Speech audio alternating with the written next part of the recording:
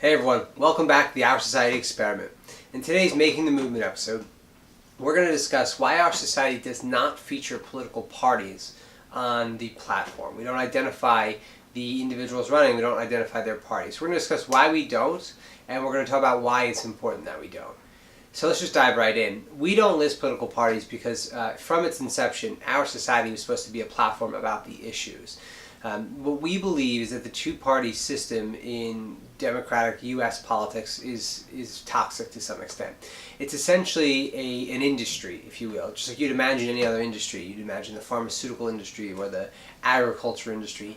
We view the political system as a political industry. It's a vertically integrated, so what we mean by that is at every level, from the school board level to the president, there is a machine in terms of the staff, in terms of the money that flows to the party, in terms of the compromises that get made, in terms of the sponsorships that get made through private donations or political action committees, PACs or super PACs.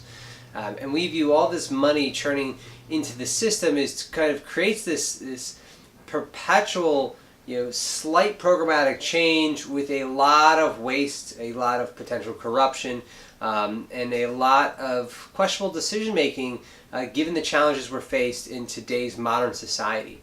Our society is about building a new future based on data, a data-based democracy that runs off the people's wants, as well as the scientific data we have available, eliminating some of the noise that would contradict the truth for their own individual profits or well-being, and trying to bring the people that they influence into the light, so to speak, into the OurSociety platform so they can see for themselves what the data shows, what their wants are, and see how much more we have in common than we give ourselves credit for, or really, more importantly, than we're told that we do. And that's I've kind of got into the why a little bit as well, but the two-party system creates a system of manufactured division in the U.S. It creates a team sport out of politics. And that is frankly toxic to our political discourse right now. And what it's done now, we're seeing it happen, is it's creating fractures. So although there are still two major parties, you're seeing increasingly polarized aspects of those parties. And what I find interesting about the polarization is that the more progressive side, what people would identify as left, or you see liberal, progressive. I think progressive means a little different things than liberal in the common sense, but either way, happens to be younger individuals. Typically the age demographic is on the lower scale of the side. Minorities for sure, and the more conservative aspect is older white men and female. So it's interesting that we see this kind of demographic shift in the polarization, and in some extent, it's not surprising that we have this kind of polarization, because what's happening, I think from an observation perspective that we can all kind of see but maybe not put our fingers on, is that as technology brings us closer, as it makes expands what it means to be human, we have these machines, these cell phones, they essentially are an extension of our neocortex, they feed us information, we can communicate instantly with them. It changes the fundamental way we see the world around us.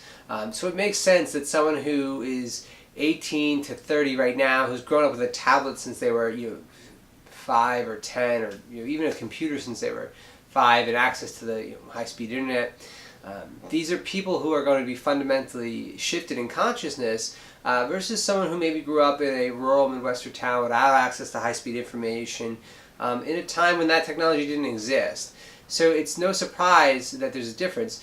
It's also no surprise from my perspective that the polarization is increasing, because the pace of innovation is increasing, the pace of change is increasing.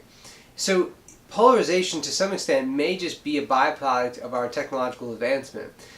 It was easy to be more centrist when things moved slower. You weren't seeing such rapid innovation. But rapid innovation, when I say innovation, I mean both scientific and in communication, have fundamentally changed the way we see things. For example, one thing that the more strict religious organizations have been about is essentially discriminating against sexual orientation, right? That's got some foundation in the religion itself. Although many pastors and many visionaries who follow religion, this has nothing to do about religion, they've been visionary enough and forward-thinking enough to understand that systems must adapt with the needs of the people. No system can stay relevant forever to the generations as technology continues to enhance. And that kind of harkens back to the whole OurSociety experiment, right? What we're proposing at its core is that it's time to update democracy. Just democracy as the technology. And OurSociety is kind of the bridge to do that now in the beta form. But after we have success with the platform in our District 7 campaign, we want to go big. We want to fundraise at a serious amount to really build something out that could be pretty incredible for the U.S. and the collective populace. So we just don't want any remnants of the old system in part of that, right? If we're going to reimagine democracy, we don't want to bring some of the worst aspects over. So we don't want to bring money over, right? That's why OurSociety is not a fundraising platform. We tell all the candidates that this is not about raising money. It's the exact opposite. That's why OurSociety doesn't list parties. We don't want divisive team sports in our politics, red versus blue, us versus them. You make this subject and object. It's one of the most fundamental divide and conquer strategies that's been used throughout history. It's been used for wars, it's been used for politics, it's used for economics, whatever the case may be. The point is, there's no us or them. We're all in this together. And that's what the OurSociety experiment is out to prove, is that data will demonstrate that that is in fact true. And we have more in common than we know. So this has just been, again, some explanation of why we chose not to include parties on the OurSociety platform. So anyone you see, you won't see their party. So make sure, like when you go to the voting ballot and you load up your virtual ballot on your phone, and you see who the name is and what they match with you see your biggest match, just look for their name. Don't worry about the party column. That's a trick they get to do. They put you in the first column because statistically more people will choose it, but the reality of it is that's not necessary. Just look at your phone, look at the name with the highest match that will rank you, and that's it. You know that this person is going to most align with your values, regardless of what type of party they're running on. And I think that's something we need to do to fundamentally redefine how we view politics within the U.S. So thanks so much for tuning to today's Making the Movement discussion about why we don't include political parties on the OurSociety platform. We will see you next time. I'm looking forward to it.